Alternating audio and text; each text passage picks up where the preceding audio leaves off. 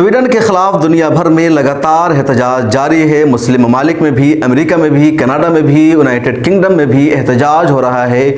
स्वीडन की एम्बेसी के सामने मुसलमान जाकर कुरान करीम की तिलावत कर रहे हैं, नमाज अदा कर रहे हैं और पूरे ज़ोरदार अंदाज में स्वीडन के खिलाफ, थाईलैंड के खिलाफ और नीदरलैंड के खिलाफ एहतजाज कर रहे हैं, क्योंकि ये तीन वो ममालिक है जिन्होंने कुरान करीम की बेहुरमती की है। इन मुल्कों में एहतजाज के नाम पर, फ्रीडम ऑफ एक्सप्रेशन के नाम पर कुरान करीम को जलाया गया है, कुरान करीम को फाड़ा गया है, कुरान करीम की बेहुरमती की गई है और इसकी वजह से दुनिया भर के मुसलमानों में गम और गुस्सा है।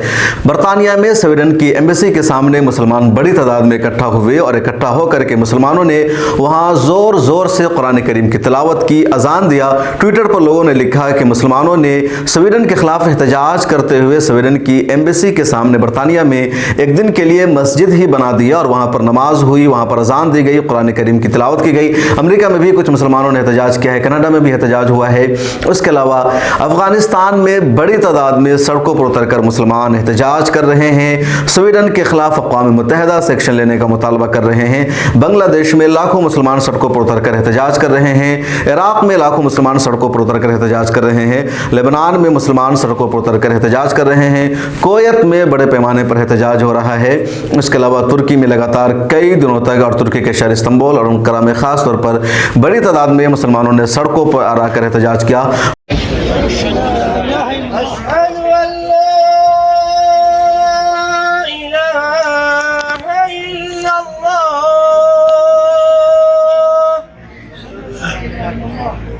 अशहदु अन्ना मुहम्मदर रसूलुल्लाह। अशहदु अन्ना मुहम्मदर रसूलुल्लाह। हय्या अलस्सलाह।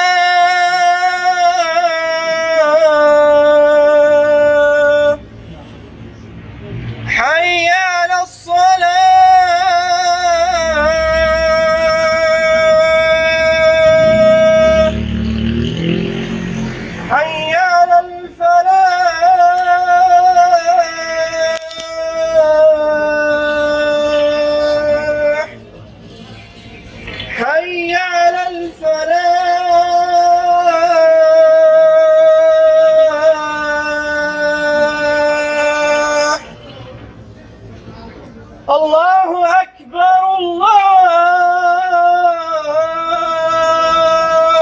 अकबर। ला इलाहा इल्लल्लाह। अल्लाहु अकबर, अल्लाहु अकबर। من الشيطان الرجيم ولا تحسبن الله غافلا عما يعمل الظالمون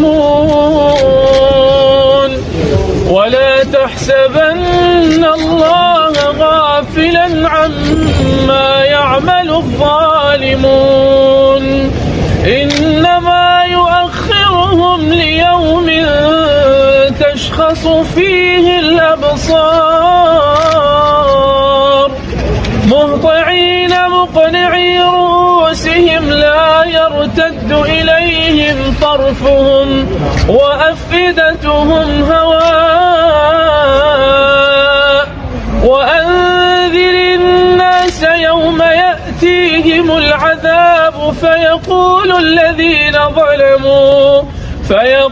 الذين ظلموا ربنا أخرنا إلى أجل قريب نجب دعوتك ونتبع الرسل أولم تكونوا أقسمتم من قبل ما لكم من زوال وسكنتم في مساكن الذين ظلموا أنفسهم وتبين لكم كيف فعلنا بهم وضربنا لكم الأمثال وقد مكروا مكرهم وعند الله مكرهم وإن كان مكرهم لتزول منه الجبال فلا تحسبن الله مخلف وعده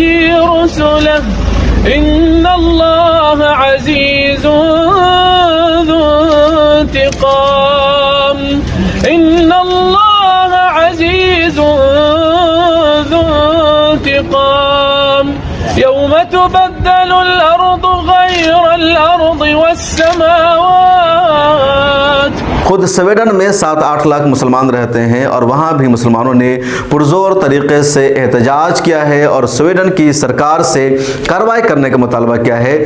لیکن یورپ کی ہٹ دھرمی دیکھیے, ان کی ضد دیکھیے, بے شرمی دیکھیے کہ فریڈم آف ایکسپریشن کے نام پر, آزادی کے نام پر یہ لوگ مسلمانوں کے دلوں کو تکلیف پہنچاتے ہیں, قرآن کریم کی بے حرمتی کرتے ہیں اور ایکشن نہیں لیتے ہیں. راسموس پولینڈو یا دوسرے کئی لوگ ہیں جنہوں نے 3 ملکوں میں قرآن کریم کی بے حرمتی کی ہے, دنیا کے 2 ارب مسلمانوں کے دلوں کو ٹھیس پہنچایا ہے اور ابھی تک ان کی سرکاروں نے کوئی ایکشن نہیں لیا ہے. صرف اتنا کہہ کر کے ان سرکاروں نے اپنے قدم کو پیچھے ہٹا لیا ہے کہ اظہار رائے کی آزادی کے نام پر کسی دوسرے مذہب کے ماننے والوں کے دلوں کو ٹھیس نہیں پہنچایا جا سکتا, ہم اس کی اجازت نہیں دے سکتے ہیں. لیکن یہ کارروائی بھی نہیں کر رہے ہیں اور اسی وجہ سے ترکیہ نے زبردست سبق سکھا دیا. ترکیہ نے سویڈن کے نیٹو کا ممبر ہونے کا خواب ہی چکنا چور کر دیا ہے. نیٹو کے جتنے ممالک ممبر ہیں ان سب کی رضامندی ضروری ہے کسی نئے ملک کو ممبر بنانے کے لیے, اور اس لیے ترکی کی رضامندی ضروری تھی سویڈن کے لیے. بقیہ ممالک تو اس کو سپورٹ کر ہی رہے تھے, لیکن اب ترکی نے صاف انکار کر دیا ہے. دوسری طرف جامعہ ازہر مصر کے مفتیان کرام نے سویڈن, نیدرلینڈ اور ہالینڈ کے پروڈکٹ کو بائیکاٹ کرنے کی اپیل کی ہے اور سارے لوگوں سے کہا جا رہا ہے کہ ان کو کسی طرح ہمارے طرز عمل سے فائدہ نہیں ہونا چاہیے. ہندوستان میں بھی کئی تنظیموں نے سویڈن کے خلاف احتجاج کیا ہے, ان کے خلاف کارروائی کا مطالبہ کیا ہے. جمعیت علماء ہند نے پریس ریلیز جاری کر کے سویڈن کی مذمت کی ہے. آل انڈیا ملی کونسل نے پریس ریلیز ایشو کر کے سویڈن کی مذمت کی ہے. رضا اکیڈمی نے بھی ایک میٹنگ بلائی اور ایک پریس ریلیز ایشو کیا اور اقوام متحدہ سے مطالبہ کیا. انہوں نے تو ہندوستان کی حکومت سے بھی مطالبہ کیا کہ ہندوستان کی حکومت سویڈن کے خلاف نوٹس ایشو کرے, ان کے سفیر کو بلا کر جواب طلب کرے کہ کیوں ان کے ملک میں قرآن کریم کی بے حرمتی کی گئی ہے. اس ویڈیو میں اتنا ہی. اگر آپ نے ابھی تک ملت ٹائمز کو سبسکرائب نہیں کیا ہے تو کر لیجئے. فیس بک, ٹویٹر, انسٹاگرام ہر جگہ ملت ٹائمز کو فالو کیجئے.